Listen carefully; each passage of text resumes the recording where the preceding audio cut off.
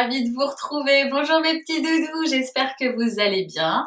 Alors on y va pour cette deuxième vidéo de la semaine. Est-ce que vous êtes prêts?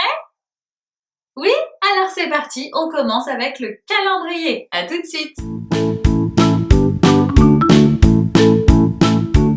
Alors on commence nos rituels par le calendrier. C'est parti, on y va. On regarde bien où est-ce que je me situe et pour cela, je vais à la fois avoir besoin de regarder les mots, mais aussi les petits dessins qui sont à côté pour ne pas me tromper. D'accord? Alors on y va. Je regarde mon calendrier. Hop! Est-ce que je suis là? Oui, je suis là parce qu'il y a un cartable et que le jour d'hier, étant donné qu'il est déjà passé, je l'ai barré. Et oui, absolument. Donc on va se concentrer maintenant que l'on sait où l'on se situe sur le mot, d'accord? Quelle lettre on voit ici, mes chats? Vous la connaissez bien maintenant, cette lettre, c'est quoi? Oui, c'est le M. Et le M, ça fait quel son? M. D'accord? Quels sont les jours de la semaine qui commencent par le son? M.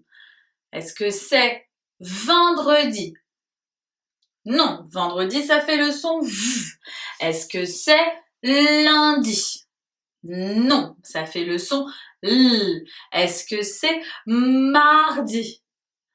Oui, mardi, j'entends bien le mais on n'oublie pas que dans la semaine, il y a un autre jour qui commence par le son mais qui n'est pas mardi. C'est lequel? Vous vous en rappelez? Dites-le moi. Attention, c'est lequel? Parlez plus fort.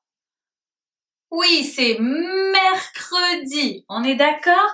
Mais mercredi, c'est le jour après mardi. On ne vient pas à l'école.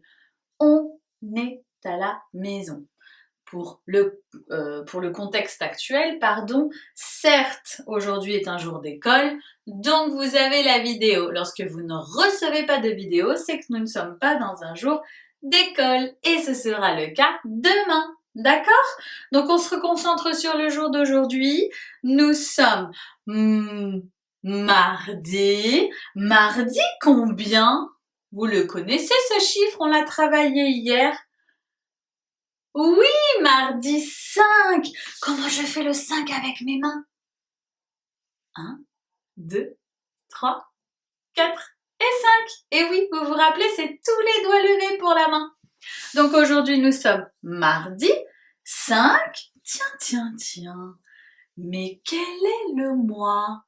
C'est le mois de mai. Oui, vous avez vu, ça commence par un M, comme mardi. Mais, on entend bien le son M. D'accord? Ok, alors on y va pour le petit jeu. Est-ce que vous avez déjà trouvé l'étiquette du mardi? C'est-à-dire l'étiquette qui commence par un M. Oui. Est-ce qu'il est là le M? Non, c'est quoi comme lettre ça? Oui, c'est le L. Est-ce qu'il est là? Oui, ça c'est un M. Mais attendez, il faut que l'on soit sûr que ce soit bien l'étiquette du mardi. Parce que comme je vous l'ai dit, le mercredi est aussi un jour qui commence par le M. D'ailleurs, vous le voyez, il est ici. Alors comme ce sont les deux jours qui commencent par le M, on va se concentrer sur ces deux étiquettes. L'étiquette jaune, l'étiquette rose. Est-ce que vous sauriez me dire quelle est l'étiquette du mardi? Après j'entends A, ma. Ça veut dire que ma deuxième lettre va être un A. Est-ce que ici c'est un A? Oui. Et là, dans la deuxième lettre de notre deuxième étiquette, c'est un A? Non, c'est quoi? C'est quoi cette lettre avec un trait debout et trois traits couchés? C'est le E. Donc ce n'est pas ça. Aujourd'hui, nous ne sommes pas sur l'étiquette rose, nous sommes bien sur l'étiquette jaune. D'accord? Donc nous avons dit, aujourd'hui nous sommes mardi, combien? 5. Alors, je vais chercher le 5 sur mon tableau des chiffres. On y va? Est-ce que c'est là? Non, c'est le combien ça? C'est le 1, bravo. Est-ce que c'est là? Non plus. Est-ce que c'est là? Non, c'est quel chiffre? Le 3. Est-ce que c'est là? Non. Est-ce que c'est là? Oui, là on est bien sur le 5. Et maintenant les doudous, vous allez me retrouver l'étiquette du mois de mai. On a dit que ça commençait par quelle lettre déjà? Je vous écoute. Oui, par le M. Alors on y va. Attention, je regarde. Est-ce que j'ai un M? Oui, j'ai un M. Mais attendez, vous vous rappelez? Dans les mois, c'est pareil. Il y a plusieurs mois qui ont la lettre M. Donc là, celui-ci, je peux souligner. Est-ce que là, j'ai un M? Non, quelle est cette lettre? A. Donc, c'est pas bon. Et là, j'ai quoi? M. Donc, c'est l'autre étiquette qui a le M. Alors, il est où, mon mois de mai? Il est là? Ou il est là? Comment je fais pour savoir? Eh bien, c'est simple. Je regarde le modèle. Et le modèle de mon calendrier me montre les lettres du mot mai. Un M, ici pardon, un A et un I. Alors je vais voir, est-ce que j'ai un M? Oui. Est-ce que j'ai un A? Oui. Et est-ce que j'ai un I? Non, ici c'est un R, donc l'étiquette de mai n'est pas là. Elle est où? M, A, I. 3 lettres, c'est facile. 1, 2, 3, M, A, I. Donc l'étiquette du mois de mai, nous l'avons trouvée, elle est bien ici. Bien ici d'ailleurs, je ne sais pas pourquoi je fais une liaison. Alors les loulous, on y va, vous allez répéter après moi. On ouvre bien grand ses oreilles. Aujourd'hui, nous sommes mardi 5 mai. À vous. Aujourd'hui, nous sommes mardi 5 mai. D'accord? Ça va? On retient bien, hein? Et hier, nous étions quel jour déjà? C'est quoi ce jour de la semaine? Ça commence par un L. Ça fait le son L. Quel est le jour de la semaine qui commence par le son L? Je sais que vous savez à la maison. Allez-y, dites-le moi. C'est le lundi. Et oui, hier, nous étions lundi. Aujourd'hui, nous sommes mardi. Comme dans la comptine de la semaine des canards. D'accord, les doudous? Super, alors on en a fini avec le calendrier, maintenant on va faire quoi? Eh oui, c'est l'heure du chiffre du jour. Alors on y va. Alors c'est parti, on y va pour le chiffre du jour. L'avez-vous trouvé? Il est par là. Il est là. Je sais qu'il y en a plein d'entre vous qui le connaissent déjà très bien. C'est le chiffre... Oui, bravo, c'est le chiffre 3. Eh oui, 3 et je mets 3 doigts. Allez-y, faites-le. 1, 2, 3. On commence à reconnaître un petit peu avec les yeux la quantité 3. D'accord? C'est 1 et encore 1. C'est le chiffre 3, le chiffre du jour. C'est pour ça que j'ai fait mes doigts levés. Sur les constellations du dé, ils sont présentés comme ceci. 1, 2, 3. Et sur ma petite grille, évidemment, je remplis combien de cases? 3. Bravo! Alors, j'ai introduit une petite nouveauté au chiffre du jour. Maintenant, on va essayer d'écrire le chiffre 3. Vous commencez déjà à bien le connaître. Il est temps maintenant de bien savoir l'écrire. Alors, pour le chiffre 3, en classe, vous vous rappelez, je parle de bidou. Parce que le chiffre 3, on voit que c'est 1 bidou, 2 bidou. Pour faire les bidous, je pars toujours d'en haut, d'accord, sur ma feuille. Je prends mon crayon, je n'oublie pas de bien positionner mes doigts Et je mets en haut de la feuille mon crayon. Une fois que je l'ai bien placé, je fais un bidou. D'accord? Ça ressemble. Et ensuite, je ne lâche pas mon crayon. Là, c'est pour vous montrer. Je remets mon crayon où il était et je retrace un deuxième bidou. Et j'obtiens le chiffre 3. Prenez votre crayon magique. Moi, je vais garder celui que j'ai dans les mains, mais je vais fermer. Prenez vos doigts et essayez de me tracer en l'air un 3. Un bidou, 2 bidous. On y va, on continue? Je pars d'en haut, je n'oublie pas, toujours d'en haut. Un bidou, 2 bidous. Je fais la même chose et je ne lâche pas mon crayon. Vous êtes d'accord? Super! Alors, n'hésitez pas à vous entraîner à la maison sur une ardoise, sur une feuille, où vous voulez, mais n'hésitez pas à le tracer. D'ailleurs, l'atelier d'hier avait pour objectif de vous apprendre à tracer les chiffres, donc n'hésitez pas à prendre les bandes numériques et à retracer avec le feutre effaçable. On est d'accord? Alors, quel était le chiffre du jour? Oui, c'est le 3. Alors, combien je vais devoir aller chercher d'objets? 3. Vous êtes prêts? Attention, ça va aller vite, hein? 3, 2, 1. Allez-y, je vous attends.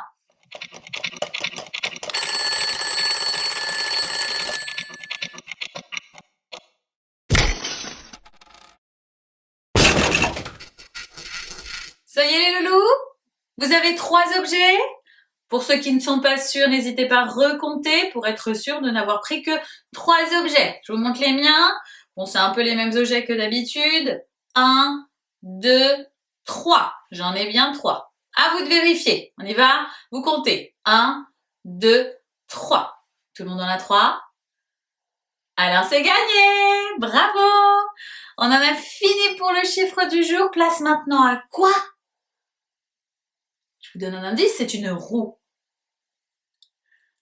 Et oui, place à la météo. Alors c'est parti, on y va.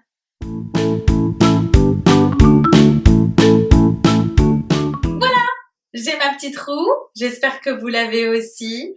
On y va, on fait la météo du jour. Bon, c'est pas très joyeux les doudous, hein. Il fait pas encore très beau aujourd'hui.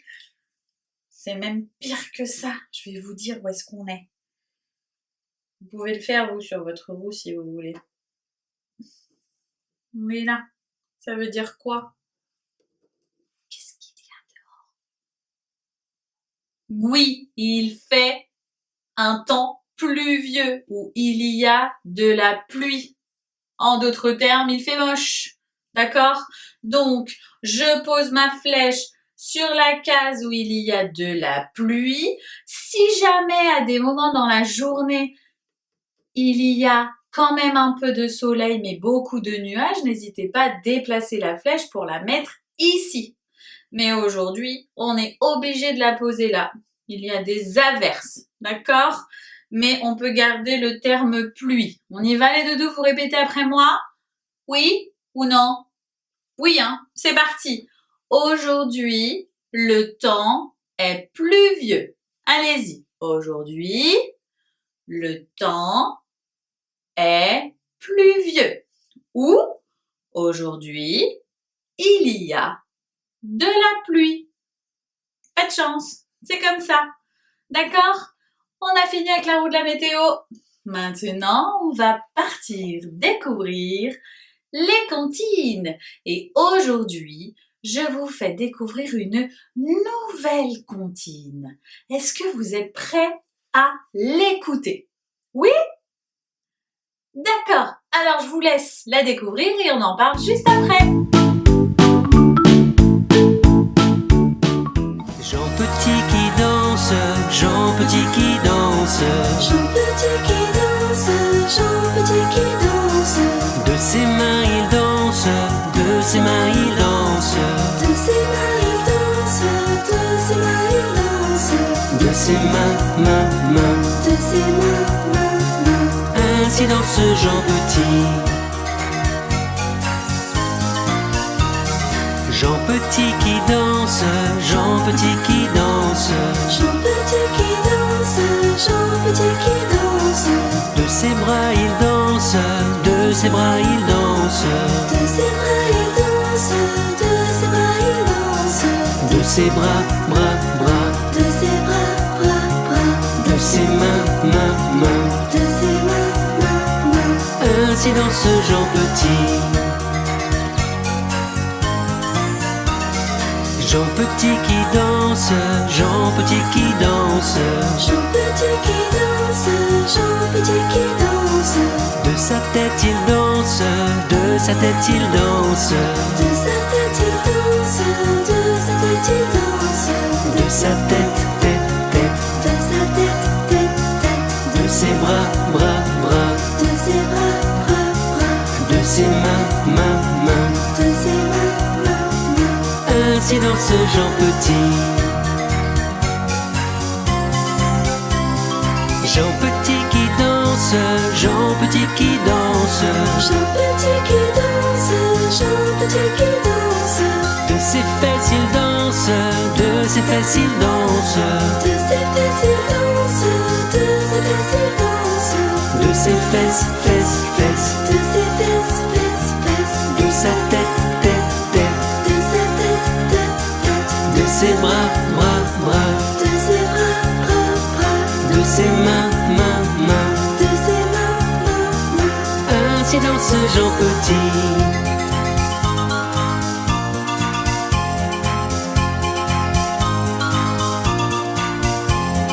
De ses fesses, fesses, fesses. De ses fesses, fesses, fesses. De sa tête, tête, tête. De sa tête, tête, tête. De ses bras, bras, bras. De ses bras, bras, bras.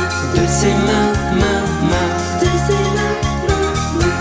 Ainsi danse Jean Petit. Alors, ça vous a plu, mes petits chats? Alors, de quoi elle parle, cette comptine? Et oui, elle parle d'un petit bonhomme qui s'appelle... En plus, c'est un nom qu'on connaît bien, hein. Il y a un maître dans notre école qui s'appelle comme ça. Il s'appelle comment?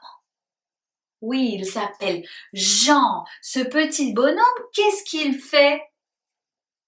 Eh oui, il danse, d'accord? Donc là, c'est la petite parenthèse pour les parents. J'ai choisi cette comptine parce que j'aimerais maintenant aborder avec les élèves et donc vous une séquence sur le corps. Donc on va y aller petit à petit et je trouve que cette petite comptine évoque beaucoup de parties du corps. Donc la plupart des enfants connaissent leurs parties du corps, mais il est essentiel en tout cas de faire la découverte en petites sections ou de réinvestir tout simplement les notions acquises.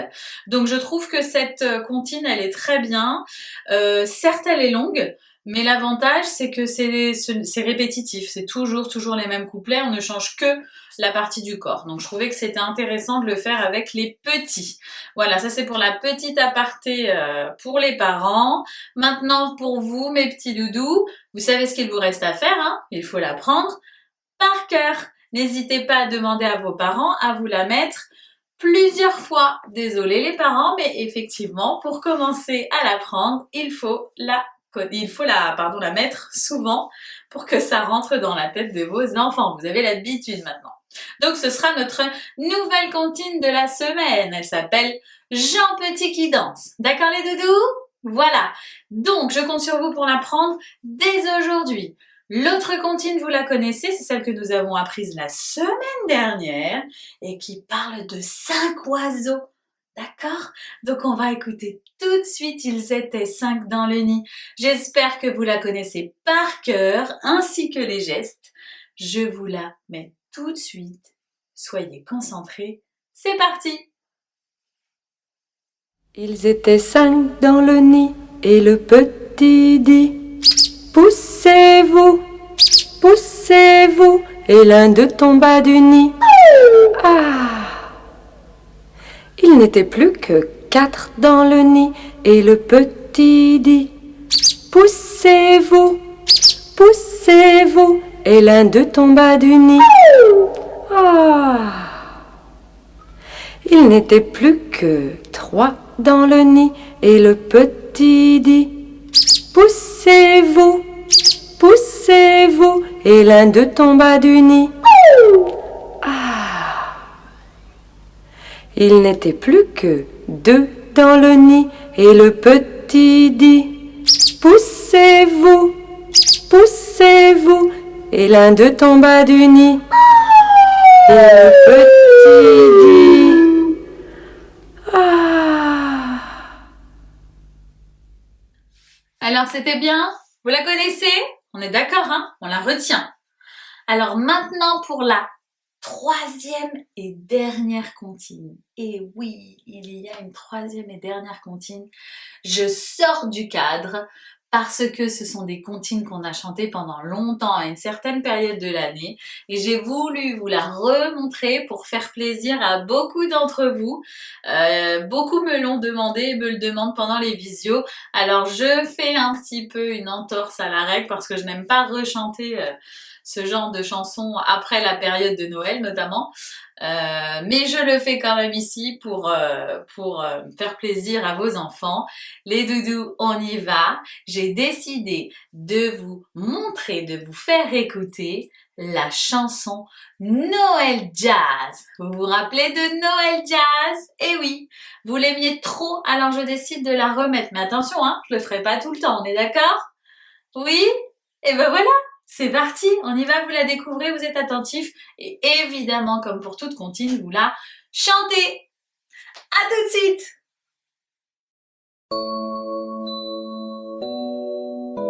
Noël, c'est comme un rythme de jazz.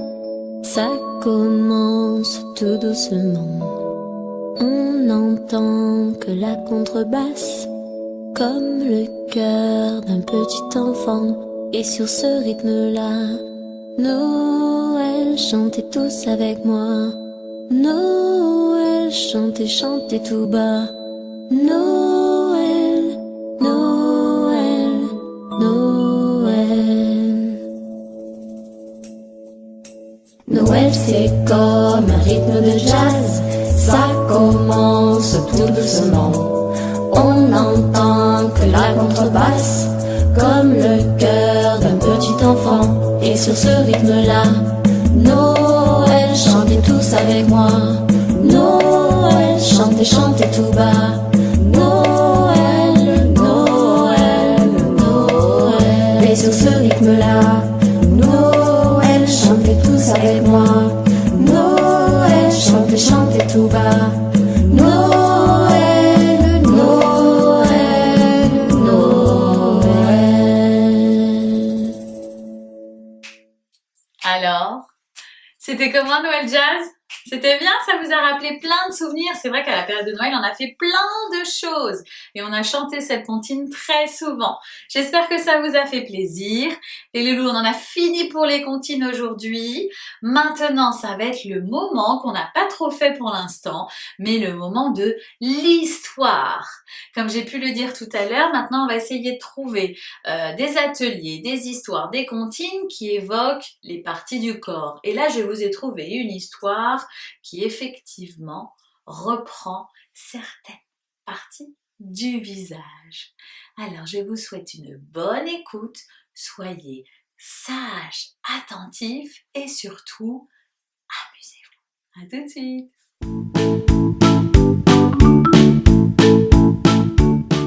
Va-t'en, grand monstre vert.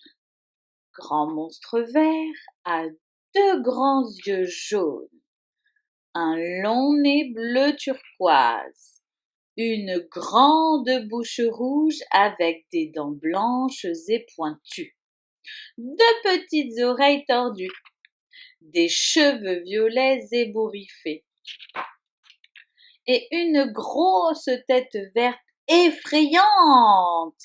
Mais tu ne me fais pas peur. Alors partez, cheveux violets ébouriffés. Partez, petites oreilles tordues. Va-t'en, long nez bleu turquoise. Va-t'en, grosse tête verte. Va-t'en, grande bouche rouge. Partez, dents blanches et pointues. Partez, grands yeux jaunes. Va-t'en, grand monstre vert. Et ne reviens jamais. Sauf si je te le demande. Alors, vous l'avez trouvé comment cette histoire? Elle vous a plu? L'histoire du grand monstre vert? Oui? Eh bien, c'est super. Je vous propose maintenant de passer aux ateliers. À tout de suite!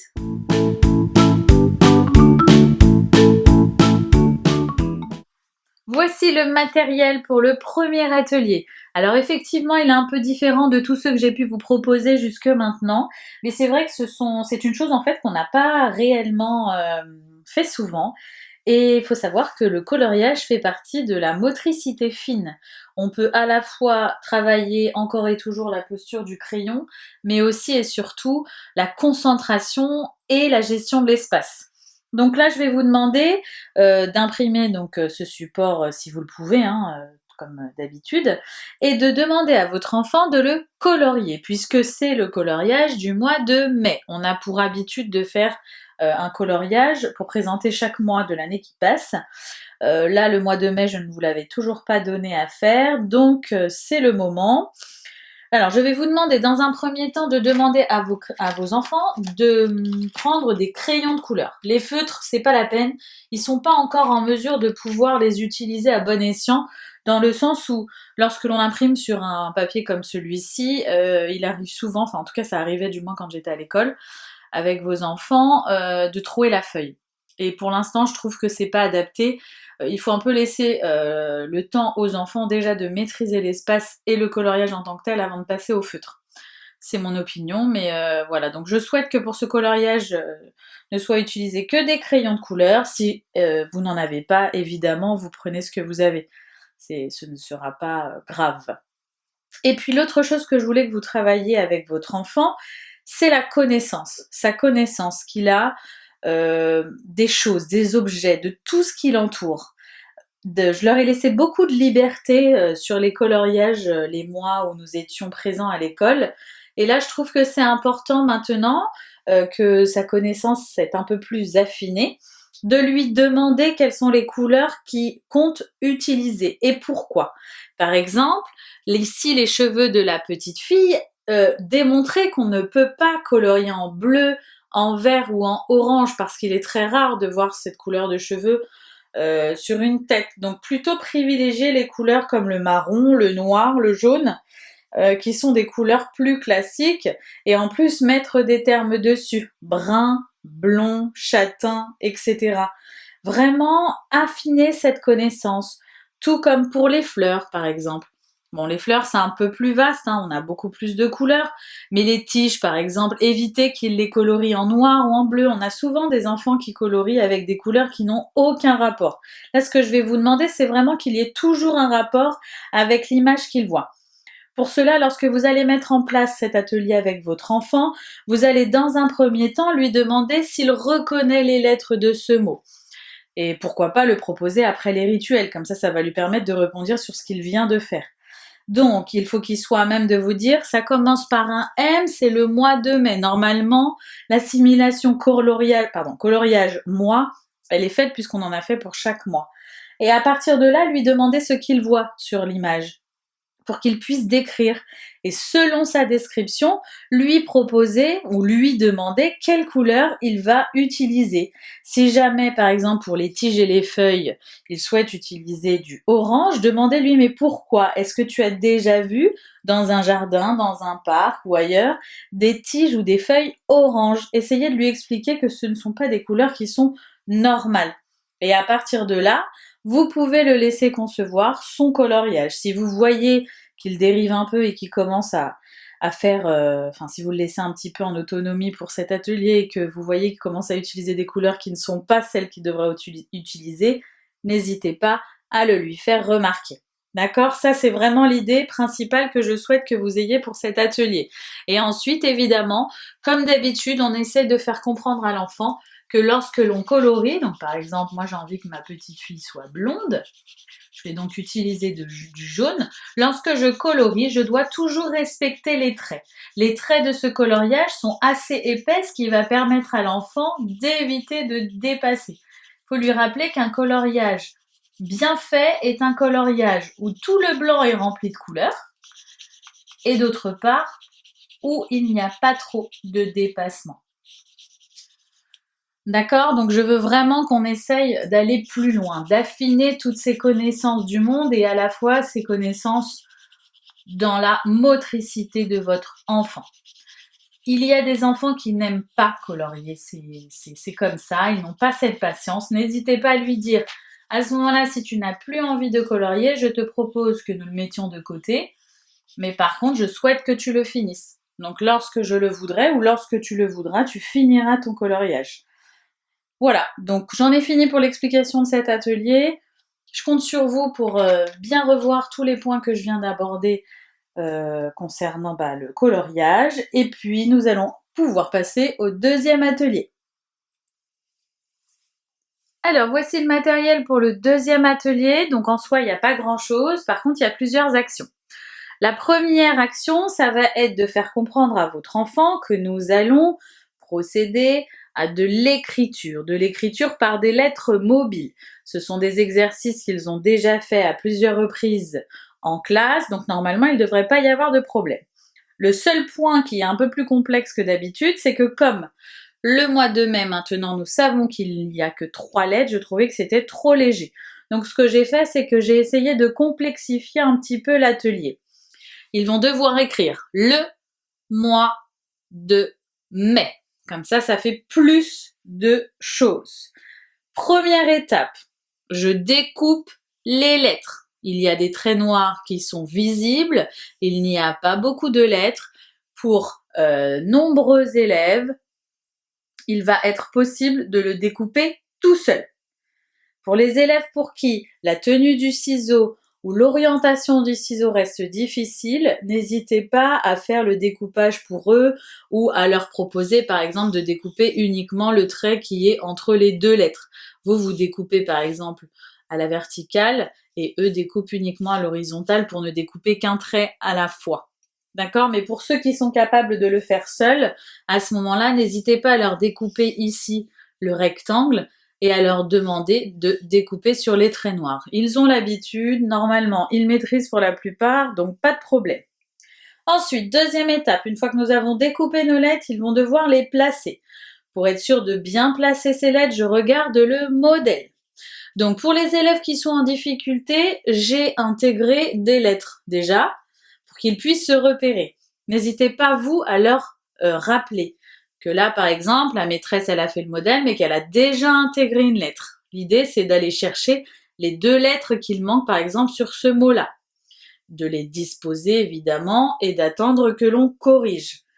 Si jamais votre enfant, et je pense que c'est le cas pour la plupart d'entre eux, souhaite tout faire tout seul, à ce moment-là, je vous propose de cacher ces lettres-là et de lui demander de respecter l'ordre des lettres qui est évoqué ici et de le faire mot par mot.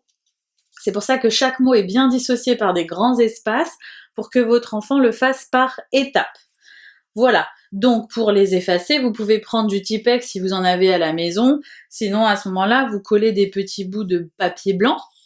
Comme ça, c'est complètement caché et votre enfant, à partir des lettres qui sont ici, pourra les coller. En revanche, les lettres étant déjà mentionnées n'apparaissent pas ici. Vous pouvez demander à votre enfant, comme là, par exemple, il aura le M et le A et que celle-ci sera cachée, vous lui demandez de tracer lui tout seul. Comme ça va lui permettre d'écrire un petit peu. Et comme les lettres qui manquent sont des lettres qu'on a déjà vues de par leur prénom, ils vont pouvoir le réinvestir. Si ce sont des lettres qui ne sont pas dans leur prénom, l'avantage c'est qu'ils vont pouvoir les mettre de façon concrète en fait sur le papier. C'est peut-être pas des lettres qu'ils manipulent tous les jours par écrit, donc là c'est intéressant aussi de le faire sur papier. Donc voilà, il y a plusieurs notions qu'on va pouvoir travailler dans ce petit travail. Alors je vous le cache pas, ça va aller très vite pour certains, mais je trouve que c'est bien de le revoir et on peut même complexifier davantage ce travail tout simplement en cachant, donc comme on vient de le dire, toutes les lettres, en enlevant ça, ou alors en proposant à votre enfant de faire ça dans un premier temps et ensuite de lui demander en dessous d'écrire tout seul le mois de mai ou juste le mois de mai. Si vous décidez de proposer ça à votre enfant, pas de problème, je vous demande juste une petite chose, c'est de lui tracer un trait pour qu'il puisse lui avoir un repère sur la feuille où poser ses lettres. Voilà. Eh bien écoutez, je pense que j'ai tout dit pour cet atelier. On passe tout de suite au 3e atelier. Vous trouverez donc ici le matériel pour l'atelier numéro 3. Donc encore une fois, si je pose pas tout le matériel, ça va pas aller. Encore une fois, vous pouvez vous adapter et je vais vous proposer des solutions si jamais ce matériel, vous ne le possédez pas. L'objectif, ça va être pour votre enfant de pouvoir toujours reconnaître des éléments qui nous sont importants et notamment en petite section, comme le fait de pouvoir dénombrer, c'est-à-dire visualiser, apporter le bon nombre d'objets selon la quantité. Ça, on va le travailler avec les différentes constellations que l'on voit là. Ça va être aussi de pouvoir reconnaître les représentations symboliques du 1, du 2 et du 3. Donc ça va passer au travers des doigts levés, encore une fois des constellations du dé, et enfin de pouvoir reconnaître l'écriture chiffrée des chiffres 1, 2 et 3. Donc je trouve que c'est un petit jeu qui n'est pas très dur à mettre en place et qui va permettre à votre enfant de balayer un certain nombre de notions qu'il est maintenant primordial de maîtriser. Donc pour cela, vous allez pouvoir jouer ici, le maximum de joueurs c'est 6, mais sachez que si vous souhaitez être à plusieurs, eh bien pas de problème, vous pouvez imprimer en 2 fois ou 3 fois selon la quantité que vous souhaitez. Le seul hic, c'est qu'il faut avoir autant de jetons que de cases. Donc là par exemple, moi j'ai utilisé des pions, il en faut au moins 9 pour à chaque fois le poser une fois qu'on l'a gagné. Donc c'est la seule contrainte, ça ferait 9 fois autant de bandes que vous avez imprimées. Mais là on va rester sur 6 voire 2. Vous pouvez aussi être un adulte et un enfant et jouer tous les deux. L'objectif, je vous l'ai dit, donc c'est de pouvoir travailler à la fois la reconnaissance de la quantité, la reconnaissance du chiffre et la reconnaissance des symboles. On a donc un dé pour cela que l'on va pouvoir lancer. Attention, vous l'avez remarqué, ici on travaille que les chiffres 1, 2 et 3. Donc si vous prenez un dé classique, il va falloir enlever les 4, 5, 6 et les remplacer. Pour les remplacer, moi ce que j'ai fait, c'est que j'ai collé une gommette et j'ai moi-même dessiné les constellations du dé que je souhaitais avoir. Donc les quantités 1, 2 et 3. À partir du moment où votre dé est prêt, je le mets sur la table et je vais dire à mon enfant, lance le dé. Une fois qu'il aura lancé le dé, par exemple, s'il tombe sur ça, il va devoir compter ici. Donc 3. 1, 2, 3. S'il n'est pas sûr, n'hésitez pas toujours à lui demander de compter point par point. Il y a beaucoup d'enfants, il me semble que ça, je vous l'avais déjà dit, qui font 1, 2, 3, 4, 5, 6. Voilà. Donc ils ne comptent pas point par point. Il est important de leur rappeler que lorsque l'on compte, on pose le doigt sur l'objet que l'on compte pour ne pas oublier. 1, 2 et 3. Une fois qu'il a compté et qu'il est sûr du chiffre, il va devoir sur sa planche, donc par exemple on va dire que nous jouons avec celle-ci, donc il va devoir sur sa planche trouver le chiffre 3 ou la constellation 3 ou les doigts levés par 3. Lorsque l'on a le choix au début, on a le droit de le poser où l'on souhaite, à partir du moment où la quantité est respectée. Donc par exemple, une fois que votre enfant a trouvé 3, vous allez voir qu'ils vont tout de suite aller plus vers les doigts levés ou les constellations, puisqu'il est plus simple de visualiser le 3 que si je ne connais pas mes chiffres. Je prends mon jeton et je le place sur le 3. D'accord ? Je continue, c'est chacun son tour évidemment. Celui qui remporte la partie, c'est celui qui a rempli l'ensemble des cases avec des jetons. S'il arrive que vous ayez de nouveau fait un 3, mais que vous n'ayez plus de 3 sur votre bande de disponible, eh bien à ce moment-là, il va falloir que votre enfant accepte qu'il passe son tour et qu'il laisse du coup la place aux parents ou à l'autre personne qui joue avec lui. Le premier, donc je l'ai dit, qui a terminé de remplir toutes ces cases, a gagné. C'est un atelier ludique qui va permettre de brasser beaucoup de notions et surtout de les consolider. Je pense qu'il serait bien de le faire par la suite avec les chiffres 4, 5 et 6, mais étant donné que là on a beaucoup d'informations à savoir, constellation du dé, doigt levé et chiffres, c'est bien déjà de consolider tout cela. Et puis en plus, la manipulation du dé, pour beaucoup d'enfants, elle n'est pas encore acquise. faut vraiment lui demander de jouer avec, dans un premier temps, avec ses règles du jeu, mais il existe une multitude d'autres jeux dans lesquels on introduit le dé, qui peut être très intéressante pour les enfants. Et puis, encore et toujours, ça permet de travailler la motricité fine. Bon là, il est sorti hors du cadre, mais c'était juste pour vous montrer le lancer. Voilà, on en a fini pour les ateliers, on passe tout de suite au point divers.